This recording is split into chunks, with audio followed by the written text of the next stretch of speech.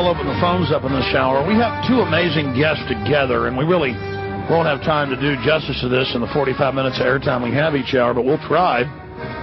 They were both with the Force Research Unit, covert military intelligence unit established by the United Kingdom Ministry of Defense under the British Army Special Intelligence Wing, or SIW, along with the Joint Service Schools of Intelligence, originally based in Ashford and Kent and later moved to Chicksons at Bedfordshire. And we've covered it. Sometimes you'd have both guys high level in in a whole branch of the IRA really being British intelligence, and the two people not even knowing it. And this goes into false flag terror. It's so important. And both of our guests are going to use pseudonyms, though we do know both their names. And it's Kevin Fulton, and of course there's also Martin Ingram. And there have been literally hundreds of mainstream news articles written about both men in the U.S. and in England. And we're honored to have Martin Ingram and Kevin Fulton on with us today. Gentlemen, thank you. Good evening. Just so people get learn to recognize each separate voice, can Martin Ingram say hi first? Hi, Alex. Good evening. Thank you for coming on the show with us. You're welcome. Okay, that's Martin. And then Kevin, say hi. Hi, Alex. Thank you very much for having me on the show. Yeah, I appreciate you both coming on. Both of you, now, were both of you what we call infiltrators? Or first off, Martin, tell us what you did. Well, I controlled the agents within the IRA. I directed people like Kevin to penetrate and infiltrate the IRA and commit crimes for and on behalf of the state. Commit crimes for and on behalf of the state. And, Kevin, what did you do? Well, Alex, I was a serving member of the British Army, and I was recruited by the Force Research Unit to actually become a terrorist on behalf of Her Majesty's government. Unbelievable. Well, you definitely both boiled it down. Why are you now going public, gentlemen? Why are you speaking out? Well, from my perspective, I've been doing this since 1999. Basically, in a democracy, the state should not be targeting its own people. And I fundamentally feel that is wrong, and that we should learn from the mistakes of the past, the last 30 years. And I wouldn't like my children to suffer what many children in Northern Ireland suffered and in other theatres. So that would be my motivation. Now, you're quite famous. You were known as Steak Knife. Well, I wrote the book Steak Knife. I exposed the agent who was a mass murderer who killed... exactly. You've been known for exposing Steak Knife, is what I should say. Yes. I exposed the infamous killer who killed many tens of people, and who is still, to this day, protected by the British state. Unbelievable. You know, we have a lot of layman people who haven't researched this, and I've read quite a few articles and books on the subject, and still I'm a complete buffoon when it comes to the knowledge both of you men have respectively and together. So when we get back after this break in 1 minute, we've got plenty of time in that segment. I'd like both of you just to roll out with the crimes that were committed by Her Majesty's service, under those orders, why they claim they were doing it, but what you think the real aim of state-sponsored terrorism is, and why these false flag and i.e. provocateur events do take place. Who wants to take it first when we get back? Perhaps Martin should go first, or Martin, do you think Kevin should go first? Perhaps I'll take it first. I'll take it from the institution point of view, and then let Kevin take it from the man who actually operated on the ground. Well, we appreciate both of you men joining us and your courage. It takes a lot of courage to have been involved in things unsavory and then later go public and expose them. And obviously a lot of courage because both of you men are in physical danger. And that is an understatement. We'll be right back. Stay with us. Joining us from undisclosed locations in the United Kingdom are two individuals that have become quite famous. Martin Ingram is a pseudonym used by one of the chief controlling officers who refused to go along with amazing levels of corruption and went public about British intelligence being involved in murders, crime, terrorism, you name it. And then at the same time, we're also joined by Kevin Fulton. That's a pseudonym as well. and again, this is all over the mainstream British press. This is vetted. This is admitted. But they're going a little bit further here today than they've gone in the past, and we're honored to have both of these gentlemen on. So we've got the field operative level, and then we've got the commander level with Martin Ingram. Martin, you take it first. Just, if you can, boil it down, condense it to what you did in intelligence, what you witnessed, what they told you you would be doing, and what really ended up happening, and some of the crimes that were committed that you can talk about. Okay, well, effectively what Northern Ireland was two sides, two communities, the Protestant and the Roman Catholic, to make it very simplistic.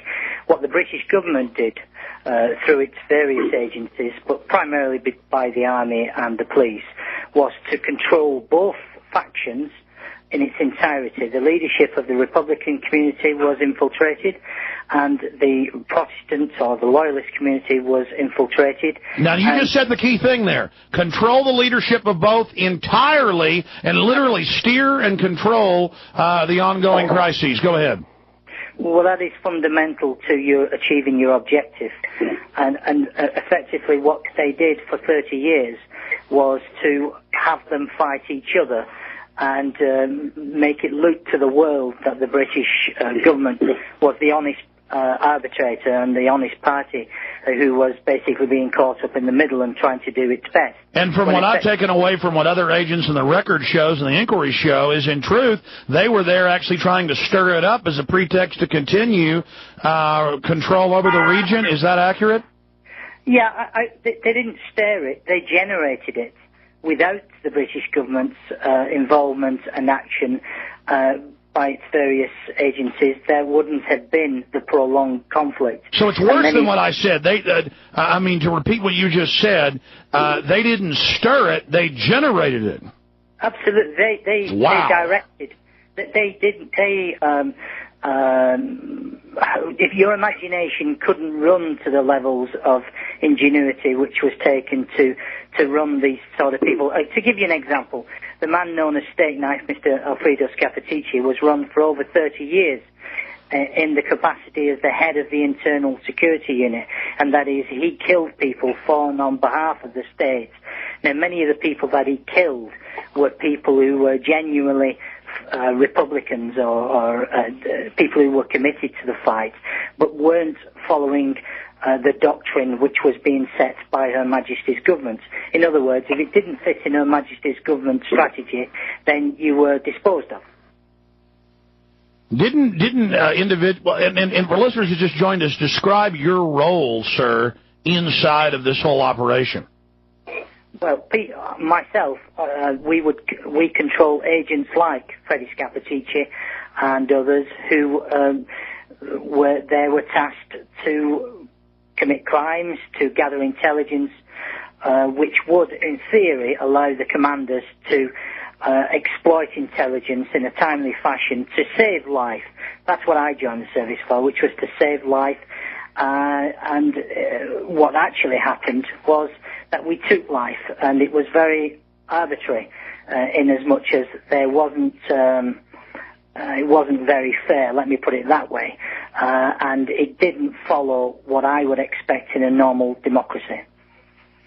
Well, from from my research, obviously not being on the inside like both of you gentlemen were, it was just really to keep the crises going and to make sure that it never really became a serious political discussion, and to keep the two sides fighting with each other as a pretext to keep British control in Northern Ireland. And that is exactly what's happened today, isn't it? Because, effectively the Republican movement today has been neutered. Well, not been neutered, it's been defeated in its entirety. And from a loyalist point of view, criminality still goes on, but the Good Friday Agreement unbelievably respects the right of the United Kingdom to administer rule in the north. It also makes sure that the Republic of Ireland renounces its territorial claim to the north of Ireland. Have the Irish and British people started to see through this, sir? I say the Northern Irish community prior to 1999 were totally at a loss to explain what had gone on in the past. Since 1999, when people like myself and Kevin Fulton and a few others, and a number of very, very good journalists like Greg Harkin and Liam Clark and a few other people who have exposed certain aspects of this story. The public today are absolutely 100% believers, and which is something that I believe that you're trying to convince the American public in respect to 9/11. Oh, exactly. In fact, I mean, just out of the gates, we know that our government has Operation Northwoods, an official plan to stage 9/11-style attacks. We know Gulf of Tonkin was staged, totally declassified, that our government staged attacks in 53 against Iran to blame it on their government. So, yes, sir, we believe 9/11 is an inside job. You want to give us your take on that? Well, I have met with David Shayler and I have discussed, so I'll make that clear. And I have watched some of the video footage of the attacks. I would say, I would caution, from my perspective, that I don't know enough about it, but what I would say is there are very many questions which would require to be answered in a very explicit and detailed way before. So you do smell a rat, then? Yeah, there are certain aspects of this that I think they don't deserve, but I would demand answers to them. If I'd lost a loved one in that incident, then I would be absolutely fundamentally in favour of we call it a public inquiry, but a open inquiry into all that. Sure, we know there's been a cover-up, but the first step would be a real investigation. We're talking to one of the commanders from the Force Research Unit, Covert Military Intelligence Unit, established running operations in Northern Ireland and, of course, in areas of England. Gentlemen, how far can you go in saying what your role was? Well, before we do that, and I also want to give Kevin a chance to pop in here and say some things here in just a moment, but continuing with Martin Ingram. Martin, what did you see in 99, or what was the string of things you witnessed that made you finally go public? Well, in essence, what it is that we are being fed a lie, and I dislike the public being lied to, and ultimately the victims deserve to be told the truth. We're in a period now in Northern Ireland where there isn't going to be another conflict. This generation has been defeated. So it's incumbent upon the government, and there has been 3 governments principally during this conflict who should hold their hands up and accept the blame and the responsibility. And also people like myself also have to accept responsibility at the coalface, because we all have the right to say no. I didn't say no, but clearly what we did was wrong. 99% of our operations I have no problem with, and I would defend. But the 1%... Let's get into that 1%. I mean, I've got all the articles here in front of me, but it's better to hear it directly from the people who witnessed it. What type of criminal activities are we talking about? Mass murder. Would you like to give us an example of one of the famous cases, or if Kevin would like to pop in, give us an example of anything he witnessed? Well, let me give you an example of, say, the human bomb, the strategy of using a human being as a proxy bomb. I suppose very similar to a suicide bomb in it, but where you strap or you contain an individual. But Kevin is ideally placed to give you an insight into that, because he was involved in that type of an operation. Yes, sir. Please tell us, Kevin Fulton, give us just kind of a bird's eye view of what Martin's talking about. Well, since I released my book actually just there in June, and since June the police have now started a criminal investigation into my activities. So a lot of the stuff I can't go into in exact detail, but what I can say is IRA operations, there were a number of agents involved in operations, and these people were agents for the British state in the human bomb attacks, which killed soldiers, innocent civilians, also landmine attacks. I mean, listen, the best way to put it to your listeners is I was a soldier recruited to go into the IRA. Basically, in my capacity as a British agent, I became a terrorist. Now, you can't pretend to be a terrorist. I had to be able to do the same thing as the man next to me was doing. I'm not going to go into specifics, but I mean, just listen to what I'm saying. You know, that's exactly what it is. I mean, I was in operations and they were basically frustrated. No target turned up. Sometimes operations things didn't go to plan. And I think you should be able to read into that again. I mean, this interview that I'm doing now will be used against me by the British authorities. You know, well, I would imagine they're pretty upset that you're going public right now, aren't they? Well, the thing is, I had no other choice. They tried to have me killed. You know, I worked for internal security for the IRA as well, along with Mr. Scappaticci. I mean, my own people in the government, someone took the decision to have me murdered. I had outlived my usefulness, and the best way to look at it now is, I see it now since I'm away from it, they had to tie up loose ends. Now, I had friends I still have friends in the intelligence community who tipped me off. They saved my life. But I mean, well, stay there. We've got a break. When we come back, I want to hear about how your life's in danger. And then I can go over a few of the cases that are admitted and now public. But we're talking about state-sponsored terror, talking about the government staging attacks, blaming it on enemies. We're talking about the government literally leading the IRA, leading the Orange, leading both sides, leading them into conflict as a pretext to keep the military in place in Northern Ireland. We'll be right back. During the break, I was looking at martiningram.blogspot.com and other websites that have photos and documents up there from Kevin Fulton and Martin Ingram. Pictures of British intelligence officers that posed as the leaders of groups like Sinn Féin. Just amazing stuff. The photos we're looking at, gentlemen, can you describe some of the images that I've been looking at that we've got linked to up on Infowars.com, Kevin, and can you relay to us how much danger you guys are in for going public? Well, do you want me to go first, Alex? Yes, sir, please. Right, well, I'm not near my computer. Some of the photographs up there may be some of the dead agents lying at the side of the road. I don't know whether you have linked to those. Those were three guys, Dignam, Stars and Burns. These were three British agents. They had warned their handlers that they were compromised, they needed to be pulled out. And someone within the Force Research Unit, Colonel Kerr, he took the decision, let them go, let them die. Now, they were abducted by the IRA Internal Security Unit. And now, I wasn't involved in that operation, but they were basically lifted. Mr. Scappaticci, who was Agent Steakknife, would have been there. He would have been... Yeah, let's be clear. We have people who are British intelligence heading up IRA internal security. That's a key point. I mean, we're talking about leadership on both sides, the groups not just being infiltrated, but being led by British intel. Break that down for us. Well, the thing is, I was involved in the internal security unit. I was a driver. Now, I mean, everything I learned went back to my handlers.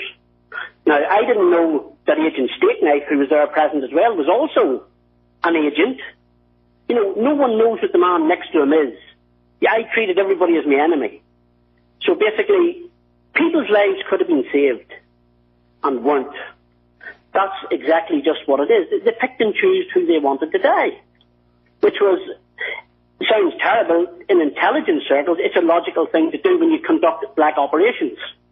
You know, that is the way I was set up in another operation. I didn't even see it coming until someone friendly in the service actually warned me not to go back. And that's when I had to go running, and that's when I exposed everything. So the government asked you, recruited you out of the army to go do all of this and then tried to just cut you loose? Absolutely, yes. I mean, my government, we even got to the stage of, I helped develop triggers for bombs. I helped develop bombs for the IRA. I mean, at one time, because the army had jamming devices to stop radio signals, I mean, this is used everywhere. The IRA started to work on a flash unit.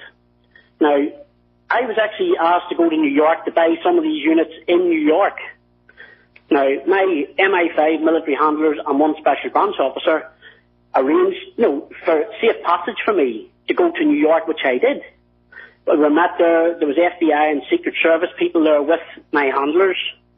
I met up with another bomb maker who was on the run from the Provisional IRA. He was living in New York illegally.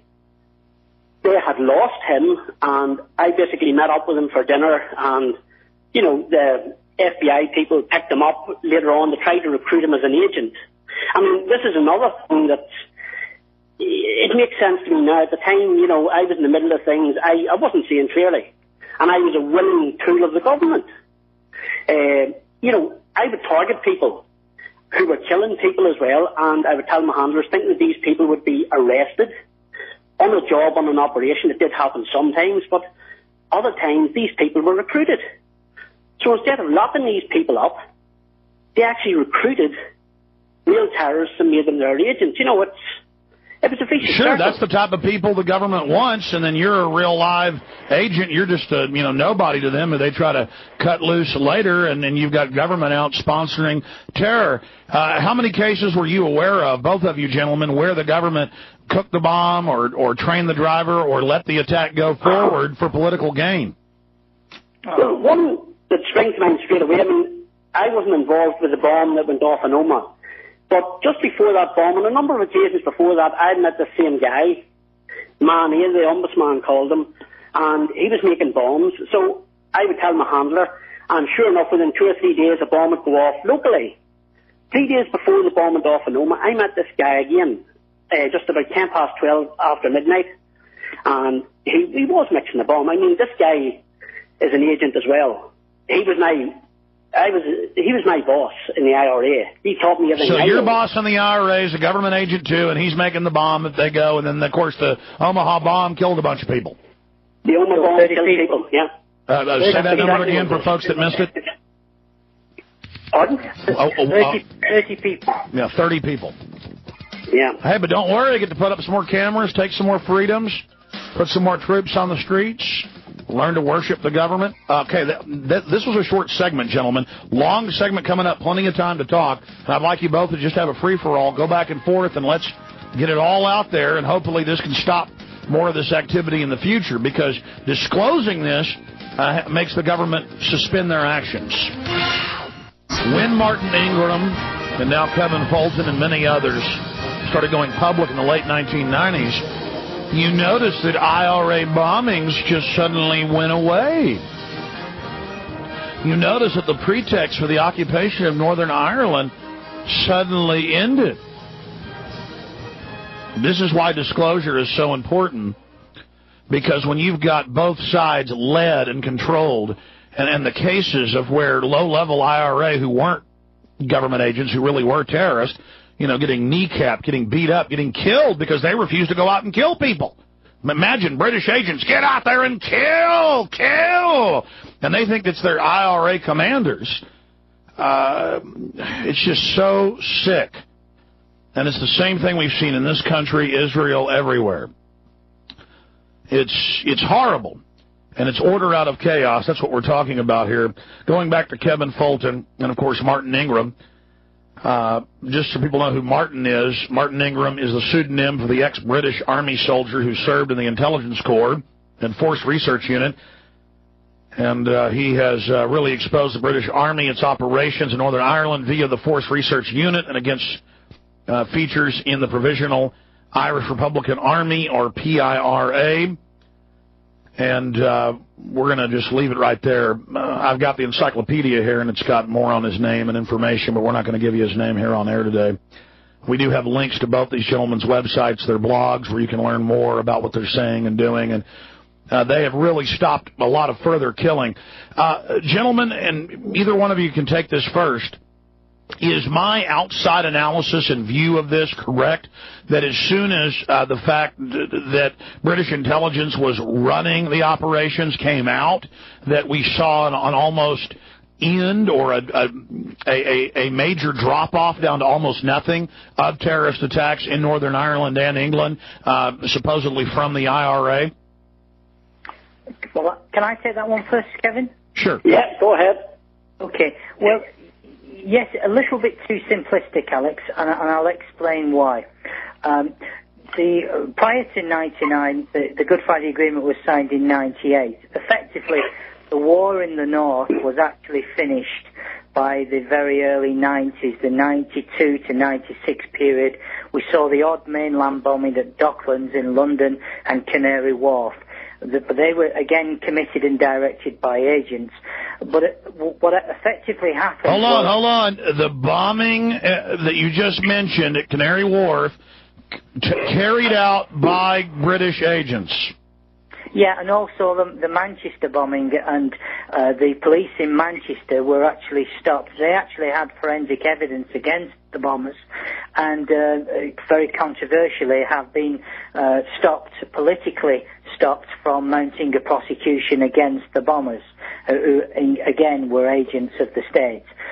So, you could argue why that bombing was carried out, but, at the end of the day it was carried out, and the state has now decided that it does not want to prosecute those involved.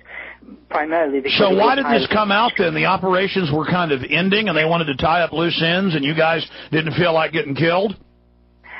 Not so much getting killed, no. It came about because for one thing, we've got the internet, so the control of information is very difficult, because what I would say, and it is very crucial to the overall conflict, was that the British government had control over the media. And just, may I pick up on the point that Kevin raised just before the break about Omagh and Omagh bombing, yeah. The Omagh bombing. Well, the British government decided that it would leak certain information to the BBC, the British Broadcasting Corporation, which has a phenomenal reputation. Total government front, going back to George Orwell's day. Absolutely. Now, what they did effectively, they have a very high-profile program called Panorama. You have a similar sort of program in the States, and it's the #1 flagship. And their it's like 60 Minutes. It's exactly like 60 Minutes. And they have their #1 reporter, a gentleman who I know very well, called John Ware. Now, John Ware, his integrity is beyond reproach. But basically, he was fed information, and as Kevin outlined, the bomb maker in the Omagh bombing, a man, he calls him Man A. I will call him by his real name, Patrick Joseph Mooch Blair. And he, basically, his telephone was used within 30 seconds of the bombing going off. The location where it went off, his phone was used within 30 seconds. And they deliberately did not tell the journalists involved in the Panorama program, because they wanted to keep the attention away from the agent who both committed the bomb and also constructed the bomb. Now, the journalist was given this information subsequently, and he was mystified as to why he was not fed that information. Now, what it does goes to show is that the government want total control over the media, and I would imagine that's the same in the States. But it is becoming more and more difficult to control, because the advent of the internet has made it almost impossible. I myself have a blog, you have a blog, Kevin has a means of getting information out. So the old ways of dealing with the situation, frankly, have had to go with the Cold War. It's gone, and they're having to design and devise different ways of maintaining that control. Okay, well, at the risk of being too simplistic again, and you can correct me and enlighten me here, and then also want to get Kevin Fulton's response to all that's been said here, and any other caveats or addendums or points he thinks are salient and central for the people to, get a good panoramic view, pun intended. Yes. Looking at this, looking at what Western intelligence does over and over again, you've got pure government-sponsored terror, where the government totally carries out attacks. Then you've got real terrorist attacks that are pretty rare, but they do happen, where it is, independent groups. But the most common is the provocateur, where the terrorists are led by government agents, handled by government agents, given weapons by government agents, and then they go out and carry out attacks, and the agents are kept safe, and then even their main terrorists are kept safe, and some normally mentally retarded patsy is sent down the river. The majority of bombings in England in the last 30, 40 years, which of the three type attacks are the most common? Just give me your dead reckoning. Which percentage are real terror attacks? What percentage are provocateur? And what percentage are total government? Well, just to give you an overview of that situation, the IRA was armed by the Libyans, and the Protestants were armed by a major shipment from South Africa. Now, both shipments, that is the IRA's Libyan one and the Protestants from the South Africa, were both controlled and allowed to proceed by agents. They were directly involved. So it's provocateur action, okay. Absolutely. Now, to answer your question about the majority of high-profile attacks on the mainland, a large proportion, I wouldn't like to put a percentage, but certainly well over 60 or 70% would have been involved the use of agents, and would certainly have been preventable if you didn't have the long-term interest of but your of that agent. 60-70%, what percentage of those are pure government ops versus provocateured or shepherded?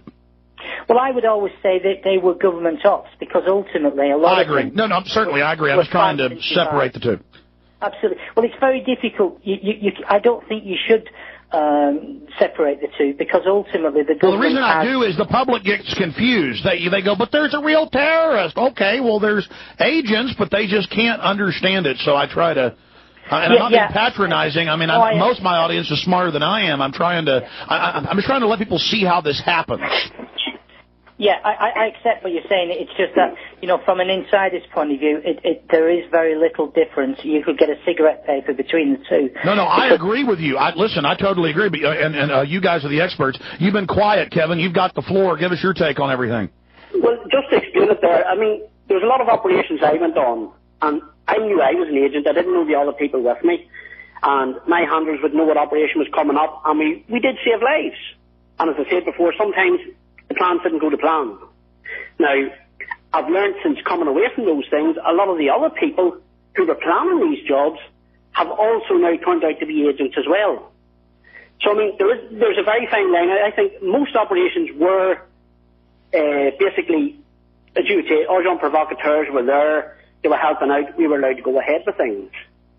People lost lives. A lot of people were saved. And I don't think you can distinguish, when you're saying there about government ops or proper terrorists, there's always proper terrorists. But always watch the man next beside him. There's always an agent in somewhere. So, so there is government control. I've seen operations basically frustrated. The IRA didn't know what was hitting them. And I've seen operations that did go ahead, and, I mean, I would not have known in advance, so I couldn't tell my handlers, but I would tell them afterwards. And things were covered up. I mean, there was collusion in every aspect. Well, bottom line, the state stood to gain from having terror as a pretext to scare the population into submission. Kevin, at what point did you decide to go public? Did it happen gradually, or did you just wake up one morning and say, that's it, I'm going public? No, I tell you, actually, listen, I have to say, I have to accept my responsibility. I was a willing tool of the state as a soldier. I was in a compartment. I thought I was doing right, fighting terrorists. And when they tried to actually my own bosses in the intelligence services tried to have me killed by Agent Steakknife. They set up a complete operation, and everybody was caught. The IRA men were caught. But you were a good agent. You were going along to get along. Why did they try to have Steakknife kill you? Well, the best way to put it, Alex, is I knew too much.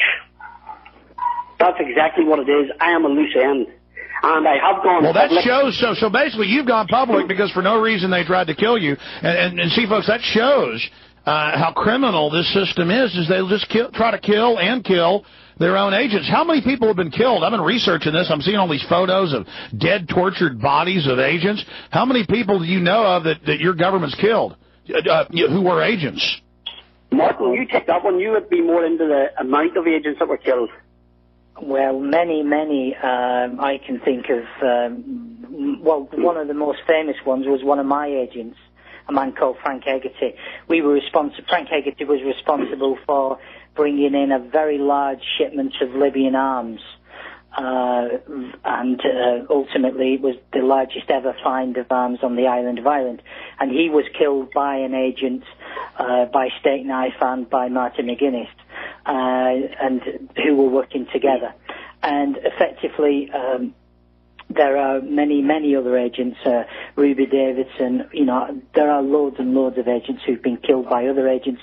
Another one, Martin McGartland, who was taken to be killed, and he threw himself out of a third floor set of flats very high up, and basically saved his life by running through a glass pane of window. There are many, many incidents of it. But just to come back... Yeah, so they were grabbing on him going, come with us, and he went, no, boom, out the window. Yeah, they had him for a number of hours. They were waiting for the killers to come and basically kill him. And he thought better of it, and he was tied up, trussed like a turkey. And being very brave and very stubborn, he decided that he wasn't going to die.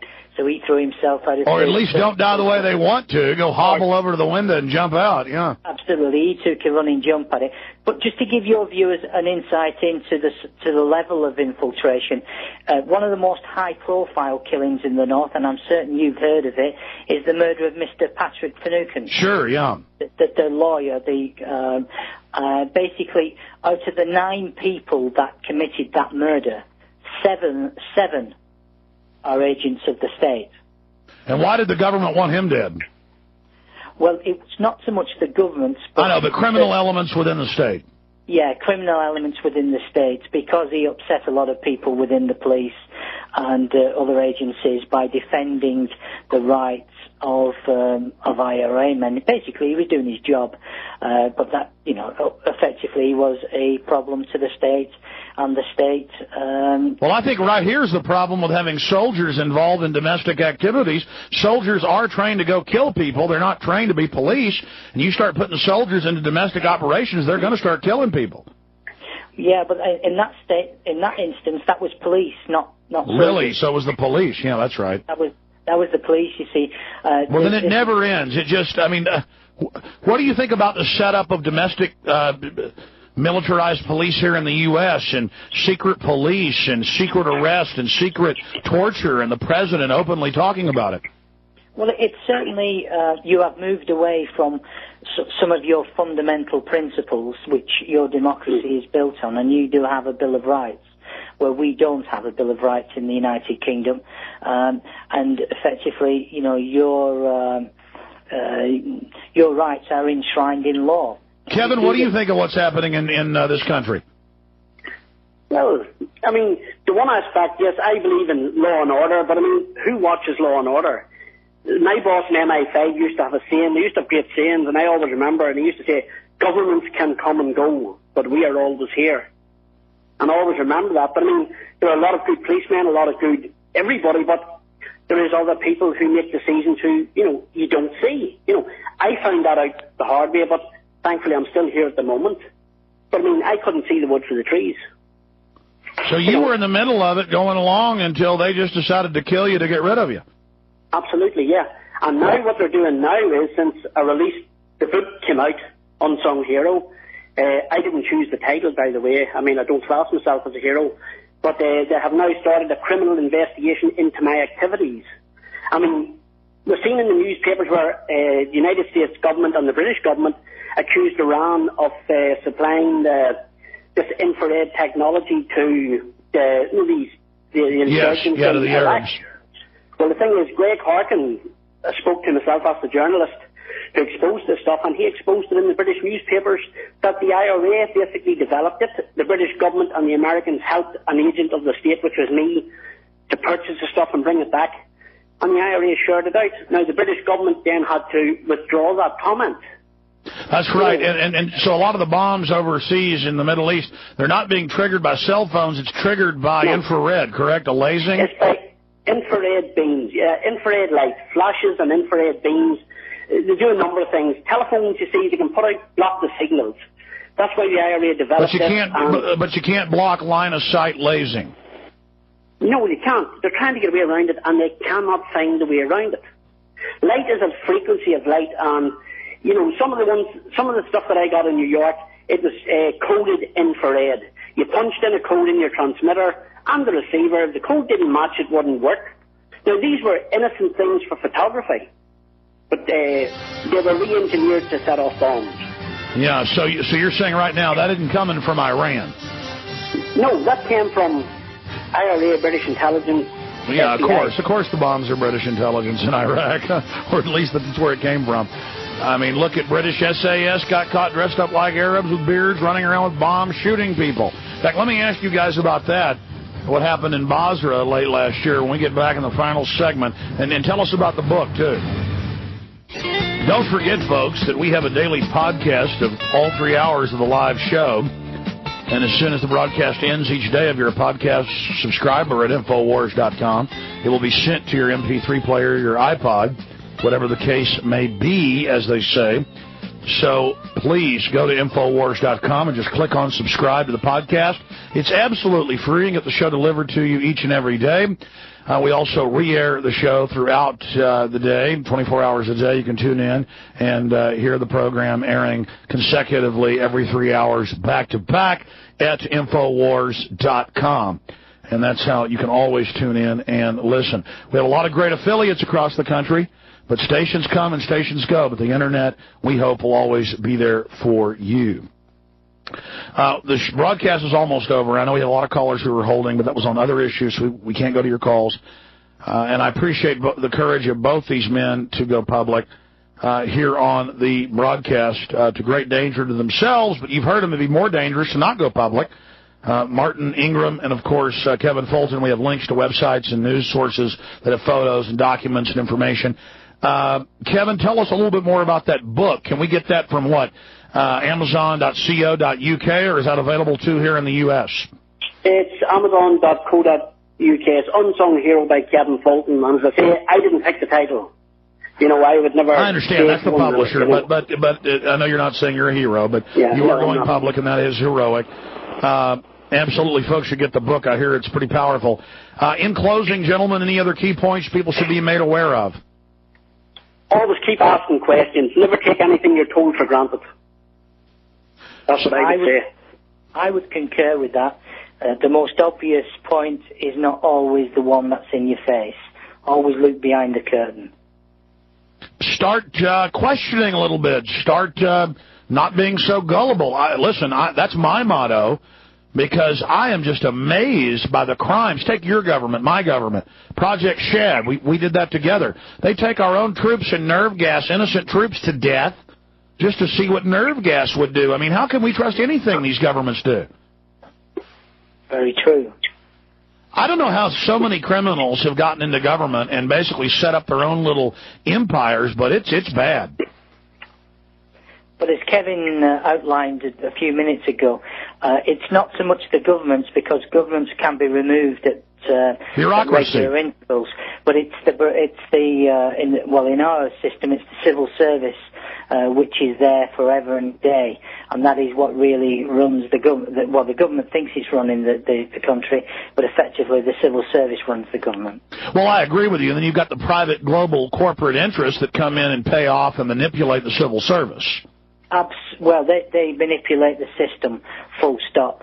And in today's globalization, they're becoming the most powerful component of all. Absolutely. Martin Ingram, we've got links to your blog. Any other things we should go visit?